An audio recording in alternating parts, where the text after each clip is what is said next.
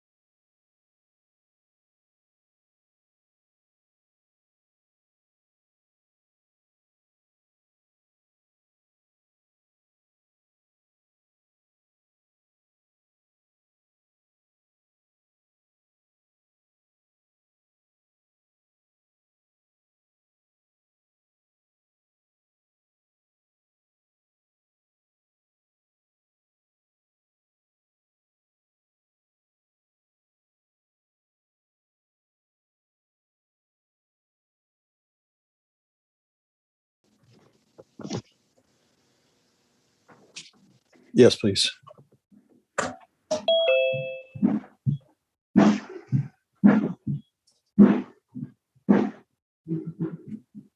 Is our legal counsel here? Yes. Jerry Simmons is legal. Awesome. Hi, Jerry. So at this time, 6:32, we'll go ahead and call our meeting to order. And we'll begin with recording attendance. Roll call, Rob Gabler's here. Chandale Sutton is absent. Kelly Ahmed. Present. Kathy Staley. Here. And Glenn Thackeray. Here. All right. So we do have a quorum. Item C is approving the minutes. Can you hang on 1 second? I got to catch Mr. Thibodeau up on how to do this. So just give me 1 second. Absolutely. I'm going to hit mute again.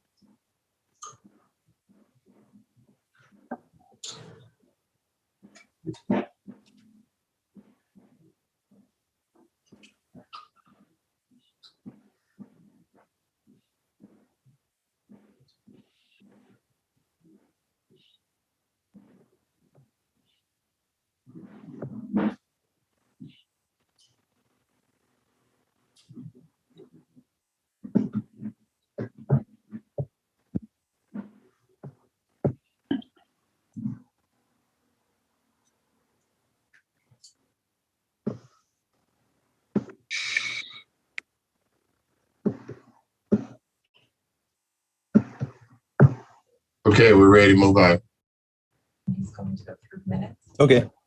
No. Has everybody had a chance to review the minutes? Any questions or concerns about them? And you have to wait for them to do it. And this will be reviewing the minutes or approving the minutes from the August 23rd, August 30th, and September 9th board meetings.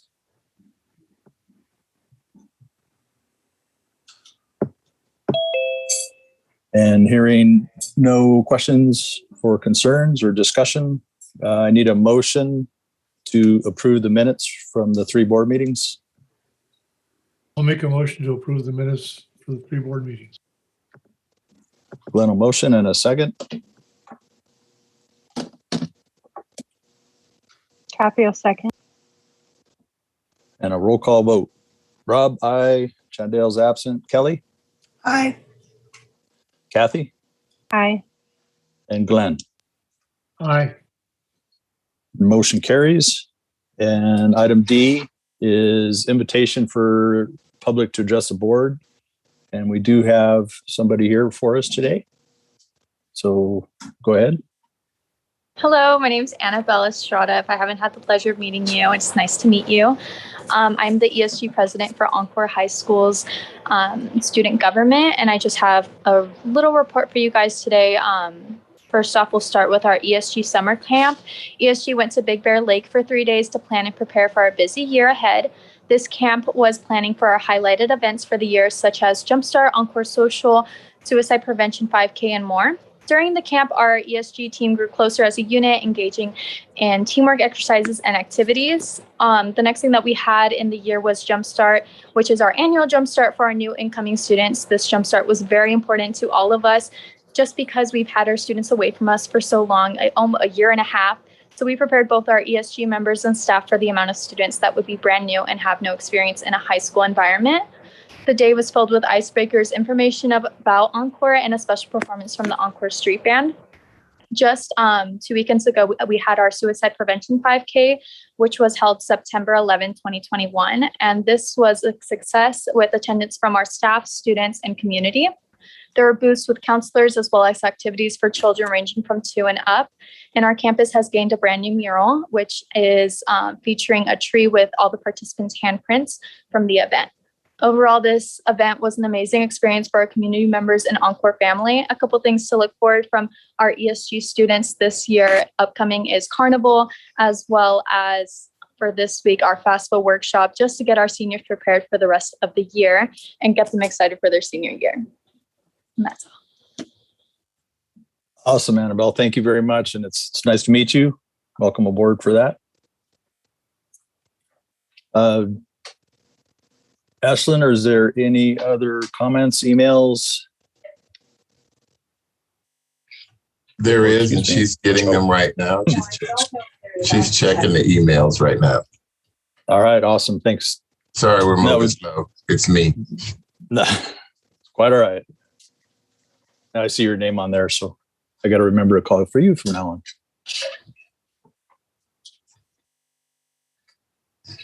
Annabelle Estrada was our only one too. Annabelle Estrada was the only one. Okay. Well, thank you, Annabelle. And we're going to move on to Section 2 operations. And item A is janitorial bids. Johnny Griffin.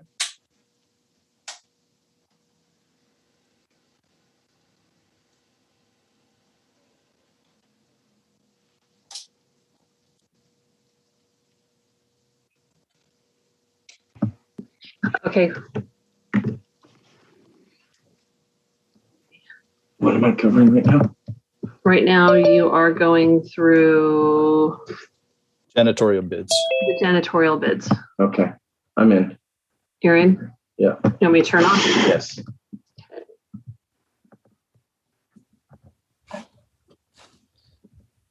All right. Ashley, can you bring up the bids in front of you? Yes, Do you you have can. access? Okay. Hi, everybody. Hey, Johnny. Going to go over the bids. There were 3 different bids. I have double checked, and as you know, Curtis was the one that was handling all these, and unfortunately, he's still going to be out for a few more weeks. So we have 3 bids put in front of you. We had Aladdin Cleaning that had submitted one. I believe they were, and then we had in front of you.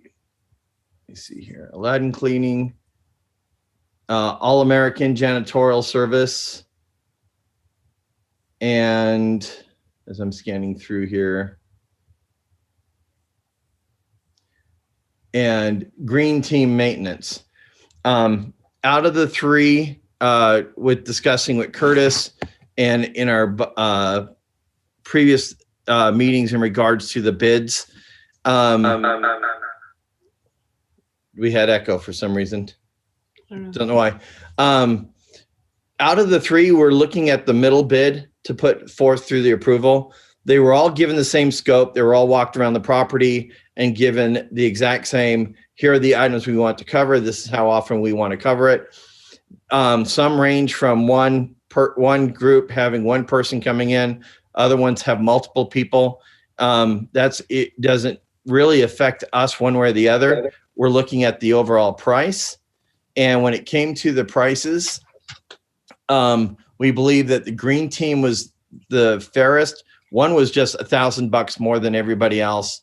The other one, I think, definitely underbid, and coming from a janitorial family growing up, I don't believe they realize how much work is actually involved into what we're asking for. Green team is also one that did come through and did our polished concrete when we were pulling carpets out. So we know if there's more work that we want to have done, having them already on board would probably be helpful. Would probably also get a better price because we know they have the equipment. We know that the quality of their work. So I put forward to you the 3 different proposals and recommending from our discussion, the green team maintenance and janitorial service. Is this all funded through more of the COVID relief funds? Sorry, I had to turn the volume up. What was that? Is this part funded through the COVID relief funds? Yes, it is. Okay. It falls into helping make sure that we're hitting all the over the top sanitation, even in areas that we might not be going through as often as others. This will cover the whole campus really deep and thorough multiple times a week. Okay. Yeah. Personally, when I read through these proposals, trying to figure out which one would be better than the other, that's got to come from you guys, because there's no way that either I or I'm sure the others could pick one or the other that would be better. Well, and the way they each created their proposal, the first couple, I had to read through each of them several times because they're each attacking it from a different perspective. But the bottom line is they're still all covering the exact same needs. So, yeah, it could be like reading IKEA directions sometimes. What I saw in the whole proposal is you're right. 3 different people came through it, 3 different directions. The one that I liked the best as far as the way they presented it, not necessarily pricing, but they presented it with a breakdown of what it's going to cost for replenishing, equipment, supplies, etc. And it seemed like they knew what they were doing. But I'm with Rob on as far as we're not the ones that went out and looked at these companies and reviewed them and saw what they're all about.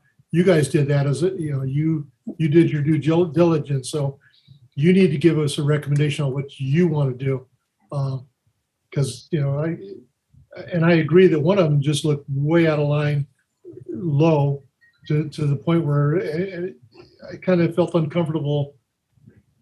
I've been, in my other business, we've seen a lot of janitorial people come and go, and you hate to have to let them go because they're not doing the job. So I'd rather get somebody up front that's going to do the job. We feel comfortable doing the job. Then with that said, I'm more comfortable with Green Team out of the 3, only because we saw the work and the time they put into what they were doing. And I was happy with that. And that was just on the remodeling of the floors. Talking to the teams and how they operate. These are ones that asked the most questions. And I know the other one had a lot more detail on it. But when you're $1,000 more than the medium one, I don't know if they actually wanted it based on that. Like I said, we used to have a janitorial service back when we opened the school. We tried a couple times, and each time it has failed. But that was when we were relying on them to do everything. Here, we're looking at them strictly for the deep cleaning to make sure that we're COVID compliant. So my recommendation to the board is Green Team maintenance. Okay. Are there any other questions from the board as far as the bids?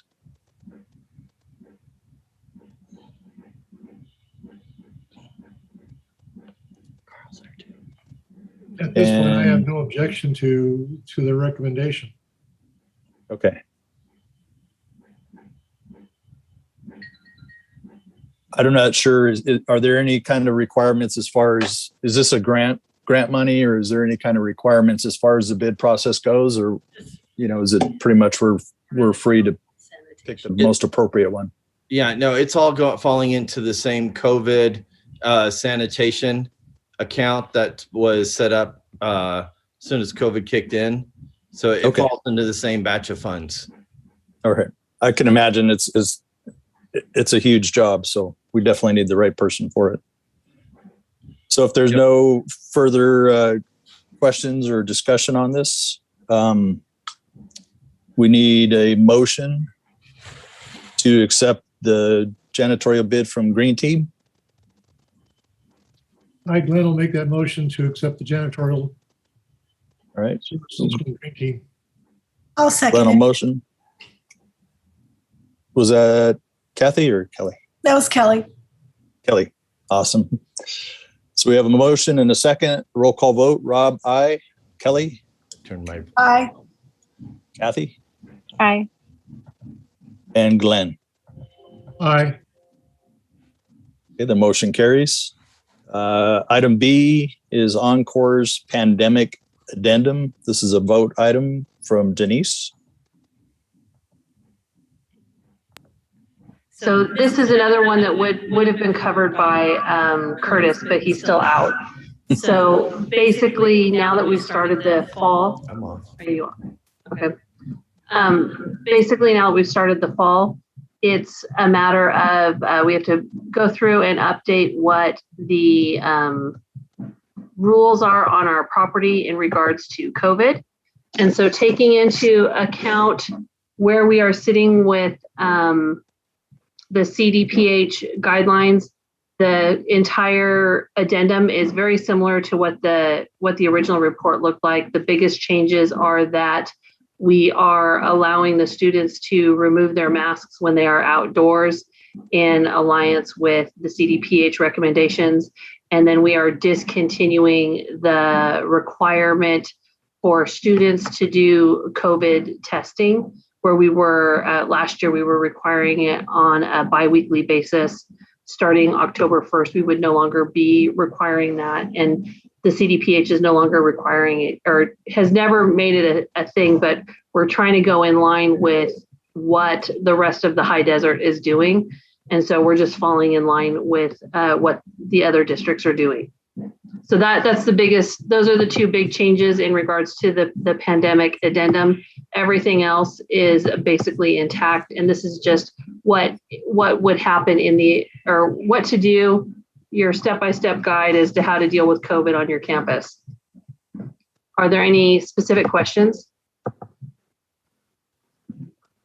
I have just one question as far as how does this tie in with what HUSD is doing on their side? It's very similar, almost exact to what they were doing. We were actually more stringent than the neighboring districts with because we were doing temp checks last year, and then we were requiring COVID testing, and that wasn't something that was required anywhere in the high desert. So we're just falling in line with everybody else. Okay.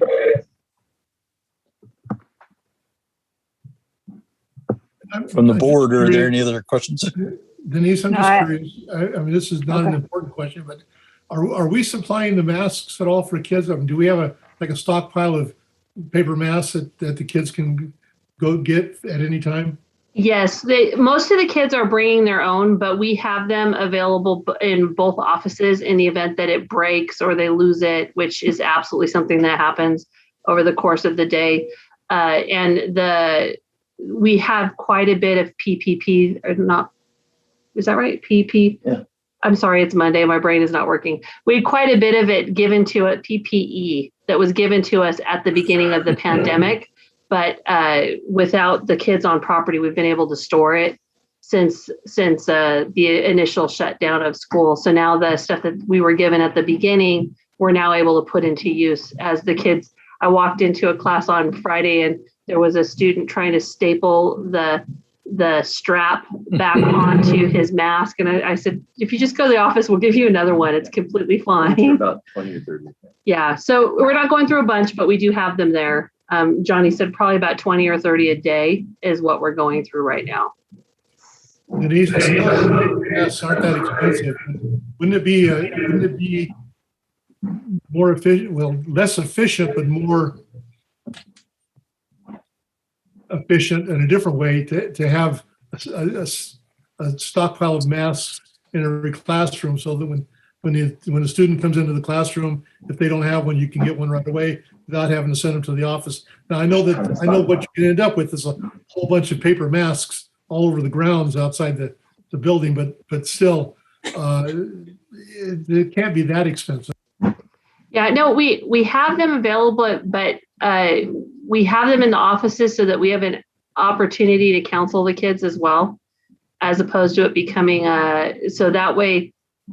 There's a lot of interesting things currently happening on property. The retraining of kids learning how to be a student on campus, and the retraining of teachers learning how to be a teacher with students on campus has been an interesting challenge because you can definitely see the rust across the entire campus. And so we're trying. Yeah, behavior, it's been an interesting year, and especially with things like TikTok challenging the kids to steal things and vandalize the schools with them, and stuff like that. We're trying to keep everything in a way that we can monitor and make sure that the kids are being respectful, because that's going to be the biggest challenge that we hit this year, is that respect level for the kids. As a person myself, if that was me in the classroom, I would, rather than going to the office to get a mask, I would be stapling too. I would probably be picking one up off the floor. Yeah. I'll. Can you guys hear me? I'll just talk over Denise's. Part of the reason that, if you haven't seen the news, it's on all the national news, that this TikTok called Licks, where they're encouraging kids to vandalize, steal stuff from the school, and then use it to vandalize. As it is right now, when it comes to masks, we have students that will come up with a mask on and ask for a couple, and they're walking away. They're trying to create their own stockpile. And in doing so, I mean, I had a girl that asked for a mask, came back an hour later with the same mask on, asked for another one. So if they're just trying to build up their own stuff, and if we do that, then we will absolutely run out, as opposed to making them actually bring their own. So far, we've had no issues with anybody not having a mask or not asking to get one. But if it was in the classroom, we'd have no way of controlling how many kids take. And if you've been to Vegas or anywhere where they have a dispenser, you can watch people literally grab handfuls of them and throw them in their purse. So if we were to put them in the classroom, I can almost guarantee they would disappear. And if you could take the time to look up the TikTok issue, we already had a kid steal a hand sanitizer out of the quad that was mounted to the stand, because that's what they're doing. They're trying to make it how elaborate they can actually steal something, post it, and then show how they're using it to shove it down a toilet or smash it in some sort of teacher's desk. I mean, it's pretty stupid what they're doing. Yeah, and we've already had several issues. One. We already had one with a fire extinguisher this year. So we're watching them all. And Glenn, as a teacher, I have not had one kid yet with a mask problem. So, you know, really to have them in the classroom, I just don't think that would be necessary. I haven't had one student yet with a not be able to have one or get one or have one. Yeah, I think it's one of those things that we're far enough into the pandemic now that people are kind of planned ahead, at least mostly. So just need to bring water bottles. Yeah, the bigger issue is water bottles right now, because we're trying to train the kids to bring their water bottle, because remember, we changed all the drinking fountains so that they're hands free. Well, now the kids don't have water bottles. So that's the current thing that we're trying to figure out, is how do we make sure that all the kids have a water bottle so that they can use the hands free water fountains that we put in for COVID. Yeah, because we're still not allowed to have an actual water fountain. It's not allowed. It's we put everything in to make it clean. Oh. I'm glad I'm retired. I couldn't handle it. It's going on right now. It's just, it is sad. It's definitely interesting. I bet. Well, I know that it's constantly changing, so I'm glad to see it updated. I did anonymously call the Hesperia School District and ask what their protocol was as far as testing and masks, and it does seem in line with what they're doing. And reading through the CDPH website, I know it's not just black and white. You gotta read between the lines for some of it. So it looks good to me. I'm glad to see it scaled back a little to match more in line with their pushing. But I would like to know, like, how often are we planning to review this? I know it's hard because Curtis was the one overseeing it. Is there a plan on how often this is going to be revised? Currently we're going off of what their guidelines are, meaning the CDPH. They had said that they wanted an updated one for the fall. And so we are making sure that we're complying with that effort. I think that the biggest thing in regards to the addendum is as we're changing things, if it either needs to get more stringent or less stringent. I think that that will be when we bring the addendum forward, because since the last one was approved, there hadn't been that much change until the last couple weeks. Now that the school has returned.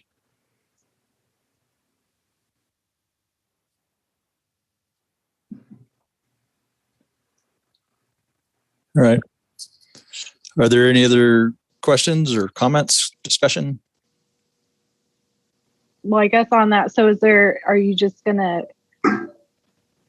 someone assigned, I guess, to check back on that to make sure nothing's changed on a certain monthly basis or something? Yeah, Curtis is responsible. He has to do a report regularly for the CDPH, and he has to supply all of the information to them to make sure that we are in compliance. And he is the one that is listed as our COVID manager on campus, and he will be back. It's still 4 weeks because he had a mishap, but we are in communication, and he's giving me the updates from the CDPH for what their requirements are to make sure that we're staying within compliance, so that nothing falls through the cracks while he is on leave. Awesome. Are there any other questions or discussion? All right, well, hearing none. This is a vote item, so we need a motion to approve the Encore pandemic addendum. Kathy, I'll motion to. All right. We have a motion and a second. Sorry, lost my note. We need a roll call vote. So Rob, aye. Kelly? Aye. Kathy? Aye. And Glenn? Aye. All right, the motion carries. And next, item C, our board calendar for 2022. So vote for Denise. Yeah, so once again, like we did last year, Joelle went through the board calendar of HUSD to make sure that we are not having a meeting on the same night that they have a meeting scheduled, so that we are able to attend their meetings as well. And so this is just the calendar that she created based on the HUSD board calendar. Okay, and this just goes through June, right? Yes. All right. Is there any discussion on our calendar for next year? All right. Hearing no discussion or questions. The calendar as shown. And a second? I'll second. And a roll call vote. Rob, aye. Kelly? Aye. Kathy? Aye. And Glenn? Aye. Motion carries. Section 3, item A is finance consent items. Denise, this is a vote. Is there anything in any of these items? Yeah, no, this is just the routine reporting that we do every month in regards to finance consent items, just so that we can make sure that these are submitted as public record. Okay. Are there any questions or discussion on the finance consent items?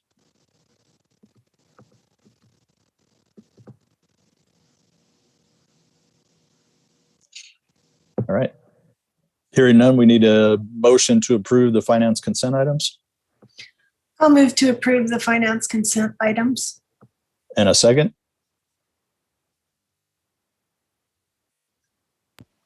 Kathy will second. And a roll call vote. Rob, aye. Kelly? Aye. Kathy, Aye. and Glenn. Aye. Next one, B, employee reimbursement, Joe Thibodeau.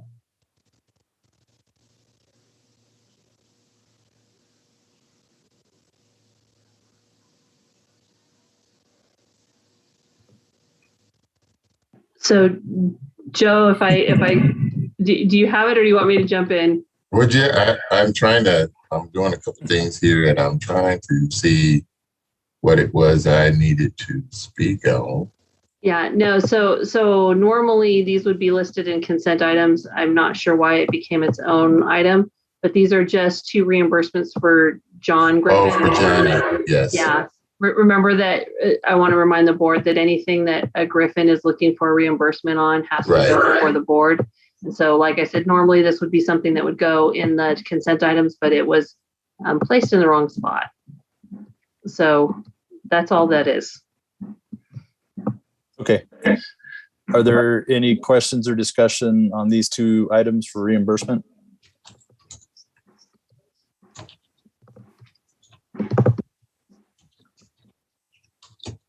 All right. Hearing no questions, we need a motion to approve the employee reimbursement. Kathy will motion to. Motion to approve the employee reimbursement. Okay, we'll give that one to Kathy in a second. A second. And a roll call vote. Rob, aye. Kelly, Aye. Kathy, Aye. And Glenn.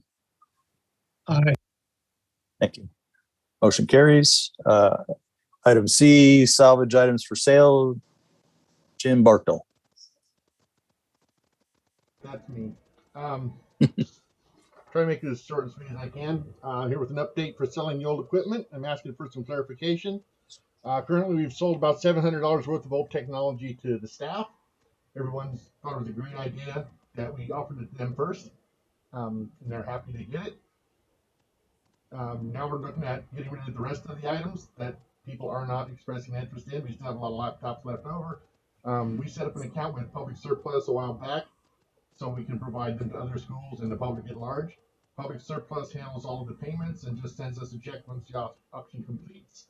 The buyer pays any associated costs associated with the sale, and it costs Encore nothing. Previous meeting, we covered selling surplus technology. We didn't really go over publicsurplus.com. We have 100 Macs that we talked about in the past. It has come time to decide what we want to do with those. Selling them off jumps to mind because they will be of no use to us. We have the current OS on them, but they can't take the newest release that's coming, and Adobe Photoshop that we use requires that, which is why we purchased PCs to move forward with Adobe. So those will become available. I want to offer those first again to staff and family and friends. I'm proposing a price of $100 on the Apples.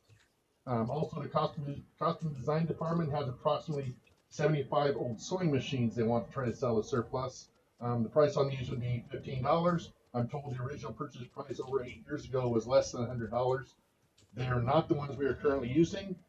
They're just taking up valuable classroom space. Since they're not really technology, I need to get clarification on selling non-technology equipment. Again, offering first to staff, family, and friends. And if once the interest wanes away, we can sell those on Public Surplus as well. I also need clarification on the sewing machines, if that money would go back to the costume design department or if that would just go into the general fund. All of the computer stuff we're selling all just goes back into the general fund, I suppose. I have nothing to do with taking money, so I really don't know. So basically, I'm asking for approval to list items on Public Surplus for technology, since family and friends have waned tired of it. And I'm also looking for approval to sell non-technology surplus items. That's it. All right. So this is a multiple question, like at a press conference. That's right. You got a follow up? Yeah. No problem. I'm going to work on this one. So, so as far as publicsurplus.com, it makes sense to be the next step in selling off our surplus items. So unless there's any problem with the public surplus part, I would say yes on that. and I know we're going to go to everybody for discussion. This is just where I was at. So yes, on public surplus. I would do the 100 MacBooks the same way we did the first set of stuff, and then move that, if there's any left, move that to public surplus when it comes available. The costume design department, 75 old sewing machines. I would sell them the same way that we did the rest of this stuff. First in-house and then move to the outside.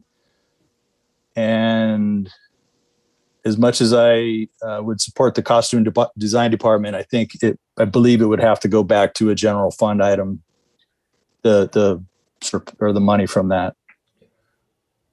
They weren't specifically asking for the funds. They were just, that was my question.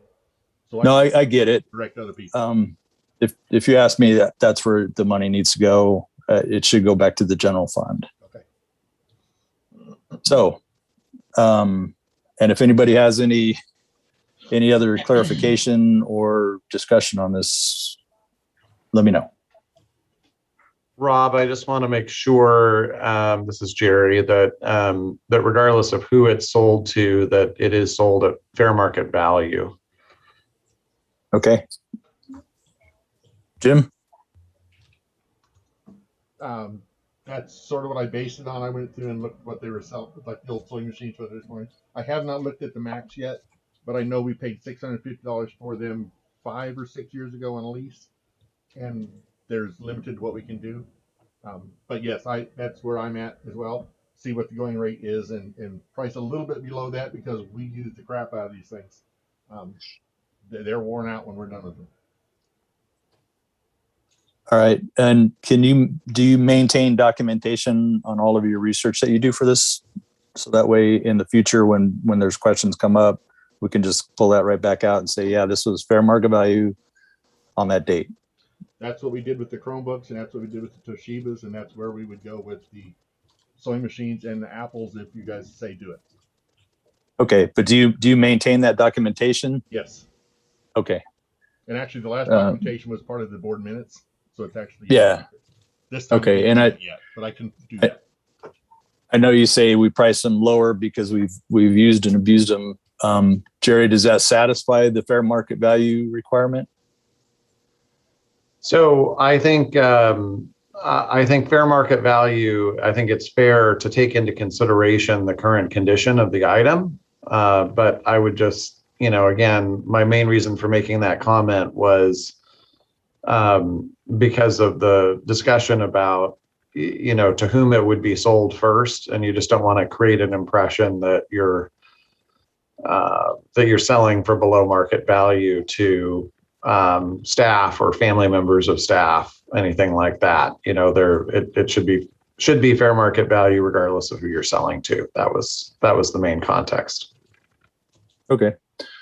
Are we good to offer it first to the staff, family, and friends at fair market value? I think as long as it's fair market value. Okay. So Jim, we just want to make sure that the prices we are charging are easily justified and there's documentation to back that up. We can do that, and I will do that. Okay. Would it be fair to say that whatever you were going to sell it to the surplus people for, if they gave you an offer, say $100, $150, whatever it is, that you could turn around and offer that same price to family and friends? If we want to put some up for auction first, then I would get a baseline price from the auction. But I can almost guarantee they're going to go a lot cheaper on public surplus than they will on to the family and friends and on the street. It's just people go there looking for bulk cheap. Okay. Does public surplus determine the pricing? No. We put the pricing up and it's an open auction. Wherever the bid ends up, that's where it ends up. Oh, okay. I got you. So public surplus doesn't get anything from it? Whatever goes up for auction, we get that? They put I believe it's a 10% premium on the auction that the buyer pays.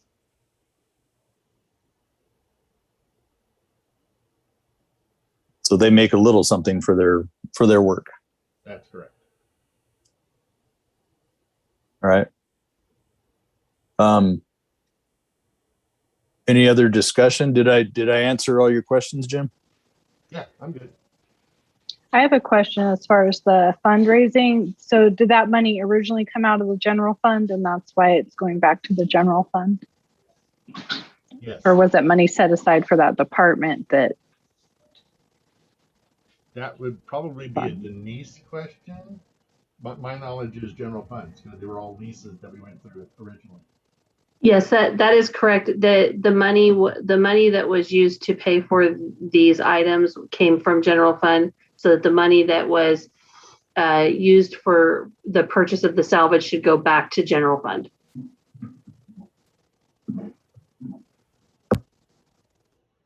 Yeah, that's kind of where I'm at with. I mean, I obviously strongly support the costume department in that, but I do believe the general fund would be the appropriate place for the money. So, any other questions or discussion? And as far as Ashlyn, are you copying all this stuff? I am not. Okay, because Joe. Mr. Thibodeau is. I'm sorry, Joe. Do you have all my comments recorded? Right, so I have items to be sold at fair market value. Paperwork is maintained to ensure backup items are sold properly. Costume design non-technology items will be sold and funds will be returned to general funds. All right.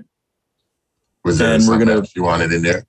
For the Macs and the sewing machines, they would be, I believe this was the way it went, would be an in-house sale first and then move to public surplus once the interest wanes.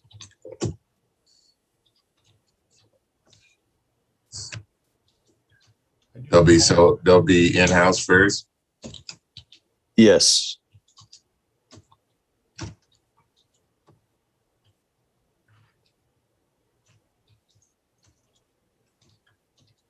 And then sold on public surplus?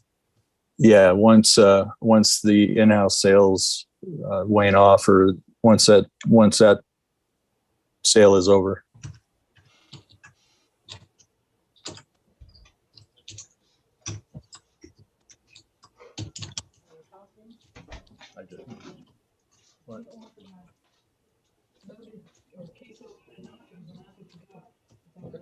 Macs and sewing machines will be offered in-house first. Then after the sale is over, will be offered on public surplus. Yes. Okay. I have a follow-up question before you go too much further. Yes. Do you want me to continue to bring items like this to you at the board meeting, or do you want to go with we're good to go unless it's something really specific or future stuff? How often does this come up? We've never done it before. Now we're doing it twice in a row. I don't expect much. Yeah, just keep coming, bringing it to us. That's fine. I don't mind. That's good. Kind of keep us in the loop a little bit. I agree. Thank you. Any more discussion or questions?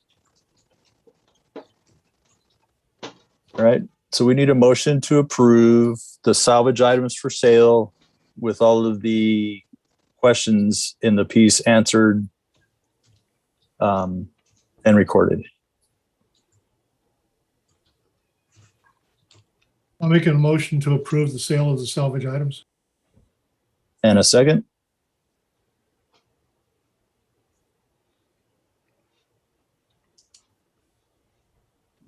Kathy will second.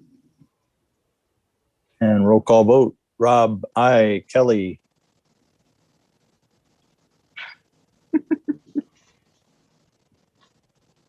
Sorry, I had to change the batteries in my mouse. I couldn't unmute. Yes. Thank you. Kathy. Aye. And Glenn. Aye. All right. Motion carries. And The next section D, Enburst Certified Credit Card and Expense Management Platform. This is a vote item with Carl Yoder. Hi, Carl. Hi, Rob. So, okay. You're on. Did you want to introduce or should I just summarize? Go ahead and summarize it. Great. So good evening, board members. As you know, I'm as KCA, I'm working with the school and Carol Walker as controller specifically in helping to expedite some of the processes that the school has promised as part of their renewal conditions. I'm happy to report we're making good progress on a number of fronts. We've got the micro purchasing system fully trained and the workflows established.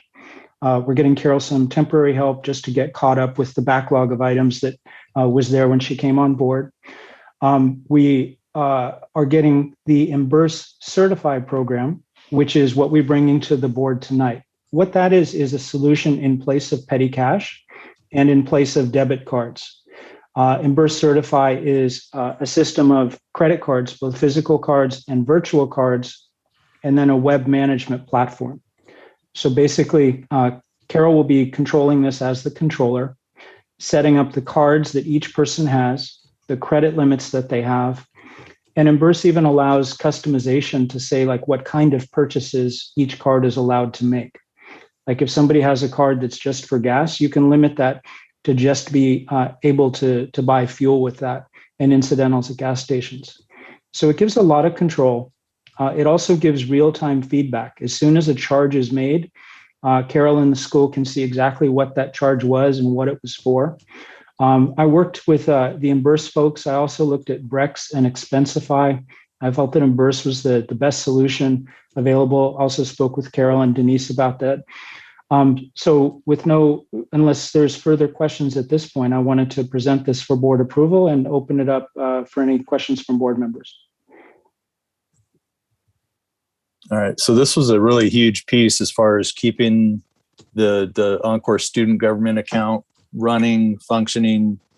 So, and the day-to-day operations, this was a huge fix.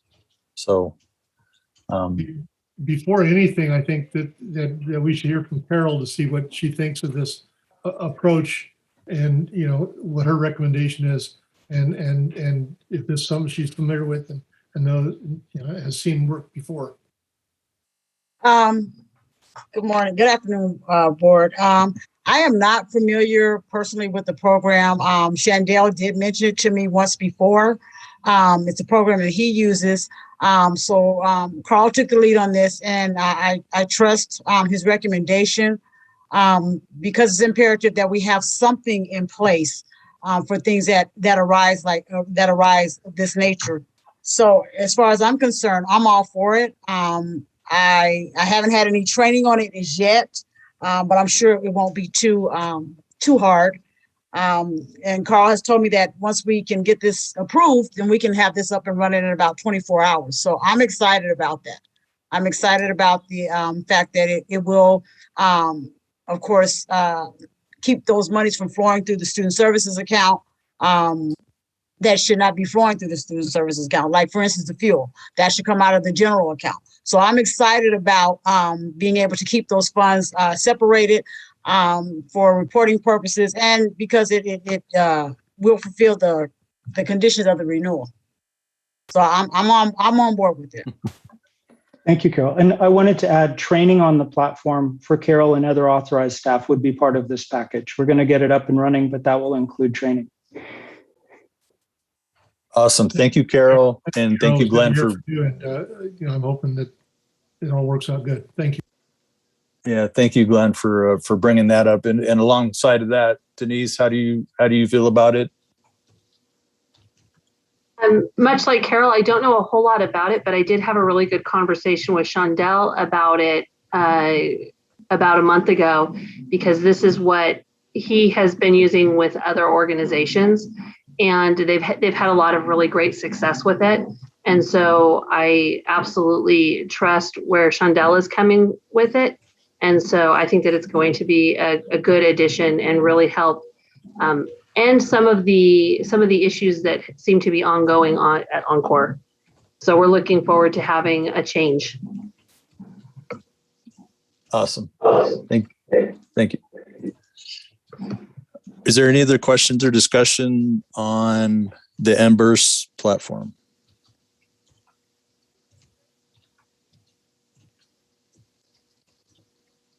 All right. Hearing no questions, we need a motion to approve the Embers certified credit card. I'd like to make a motion to approve the Embers credit card system. And a second. I'll second. Roll call vote. Rob, aye. Kelly? Aye. Kathy? Aye. And Glenn? Aye. All right, motion carries. Thank you, Carl, for all this help and for bringing this to us tonight. Thank you, Rob. Thank you, board members. Next section is adjourned to closed session. So, Jim, if you could send the invites to get everybody over to the separate room. Hi, Julia. That was the easiest board meeting ever for me.